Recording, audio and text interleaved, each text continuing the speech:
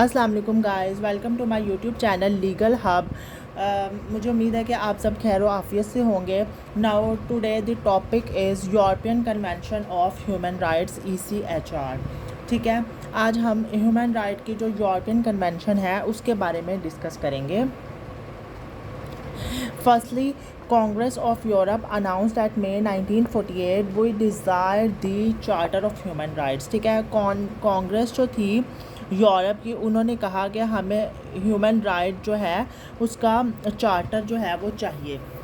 अब इसमें क्या आ जाता है कि गारंटी जो कि गारंटी देगा लिबर्टी ऑफ थॉट्स की, तो असम्बली और एक्सप्रेशन की, right to form political opposition, desired the Court of Justice with adequate sanctions for the implementation of this charter. There was hard need to organize system which collectively govern human rights। ठीक है, human rights को govern करने के लिए एक organise system होना चाहिए। तो फिर अगस्त से सितंबर 1949 consultative assembly of council of Europe took into as a first task. ठीक है, इस असेंबली ने इसको एक टास्क के तौर पे इसको एक्सेप्ट किया। Committee on legal and administrative questions recommended that there should be an organisation. इस कमेटी ने कहा कि एक ऑर्गेनाइजेशन होनी चाहिए जो कि इंश्योर करे collective guarantee of human rights को।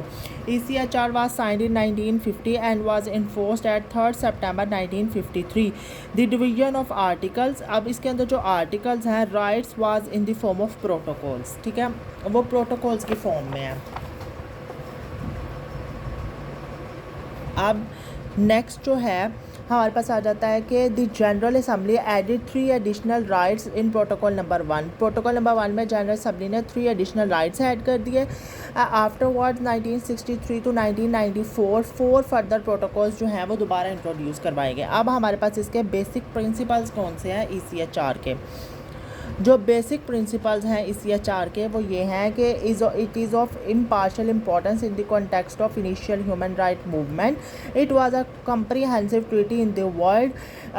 इंटरनेशनल कंप्लेंट प्रोसीजर, ठीक है, and international code for determination of human right was introduce under this. ठीक है, international complaint procedure, international code for determination of human right वो भी इसमें introduce करवाए गए।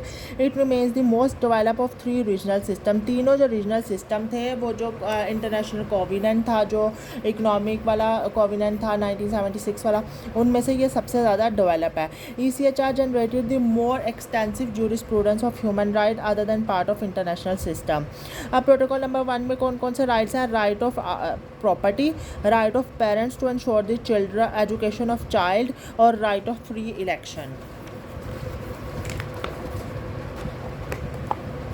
अब नेक्स्ट प्रोटोकॉल नंबर 4 में हमारे पास है freedom from imprisonment, freedom of liberty, movement and choose one's on residence, freedom to exile, prohibition of collective expulsion of aliens. या इम्प्रिजनमेंट से फ्रीडम, लिबर्टी का फ्रीडम, एग्जाइल का और कलेक्टिव एक्सपल्जन ऑफ अलायंस का फ्रीडम भी इसमें है। In protocol number 6 just one right was added, prohibition of death penalty in the time of peace. Peace के टाइम पर डेथ पेनल्टी नहीं दी जाएगी। फर्स्ट पार्ट ऑफ ECHR में 12 राइट्स हैं। फर्स्ट है protection of life. Law protects everyone's life. No one can be deprived of his life intentionally except when death penalty has been awarded by court. Number 2 is inhuman treatment. किसी के साथ भी in human treatment नहीं किया जाएगा। No one can be degraded and treated which can harm one's self-respect. No one can be tortured and use such measure which degrade self-respect of such person। ठीक है, कि ऐसे वर्ड नहीं use किए जाएंगे कि दूसरे इंसान की जो रिस्पेक्ट है वो डिग्रेड हो। Liberty and security, no one can be deprived from his liberty except in following cases. अगर लॉफुल डिटेंशन है आफ्टर कन्विक्शन, ठीक है, या फिर lawful arrest in case of non compliance of lawful order, इसके अलावा जो है उसको कोई भी डिप्राइव नहीं कर सकता लिबर्टी से। फेयर एंड पब्लिक हेयरिंग होगी। फ्रीडम ऑफ रिलीजन होगा। Everyone has right to choose the religion according to his और her will and can change the religion. ठीक है, लेकिन एक्सेप्ट इस्लाम, इस्लाम के अलावा आप कोई भी रिलीजन चेंज कर सकते हो। Retrospectivity, no one can be guilty of criminal offense under national and international law. When that was committed, the law was not present. कि जब क्राइम हुआ, जब ऑफेंस हुआ, उस टाइम वो जो उस ऑफेंस का जो लॉ था वो मौजूद नहीं था, तो बाद में उसकी सज़ा नहीं दी जाएगी अगर बाद में उसका लॉ आ जाता है तो। Respect of privacy, no one has right to interfere in the privacy of other person. Marriage and family, every man and woman has right of marriage when they attain the age of puberty. हर मर्द औरत को शादी का right जो है वो हासिल है, हक हासिल है जब वो प्यूबर्टी की एज को पहुंच जाए। No restriction impose by UN on behalf of religion and nationality. Next हमारे पास है effective remedy. It is the responsibility of the state to organise such tribunals which work for the administration of justice and grant the equal and effective remedy. ठीक है, ये जो है वो tribunals का, ऐसी ट्राइब्यूनल्स बनाई जाएँ जो कि एडमिनिस्ट्रेशन ऑफ जस्टिस प्रोवाइड करे और इक्वल और इफेक्टिव रेमेडी हर जो है वो ऑफेंस के लिए जो दी जाए।